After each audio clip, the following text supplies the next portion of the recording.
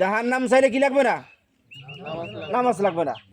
সকালে ভোর রাতে উঠতে খুব কষ্ট, ঠান্ডা, অজু করা যায় না, অসম্ভব। আবার কোনো সময় ঘুমাই থাকি, সারাদিন কাজ করি, ঘুমাই থাকি, সকালে উঠতে মনে চায় না। তাহলে আমার মনে হয় বাপ মা জাহান্নাম সাফ, এটা আমরা চাই নাকি? হ্যাঁ, আমরা জানি ভাই যারা আসছি, আমরা আমাদের বাপ মার কি জাহান্নাম চাই না জান্নাত চাই? জোরে বলেন। যদি জান্নাত চাই তাহলে আমরা নামাজ ছাড়তে পারবো? নামাজ ছাড়বো?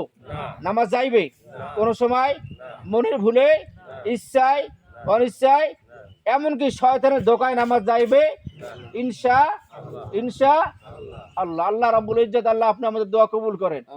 আমরা যে তওবা করেছি আল্লাহ আপনি আমাদের তওবার ইস্তেকামত থাকার তৌফিক দান করেন। আল্লাহ এই তওবার উসিলে আমাদের পিতা মাতা দাদা দাদি নানা নানি খালা খালু যারা অন্ধকার কবরে, আল্লাহ সকলের কবরকে আমরা জান্নাতের বাগান বানাই দেন। আল্লাহ আপনি সকলের কবরকে জান্নাতের প্রস্তুত বানাই দেন।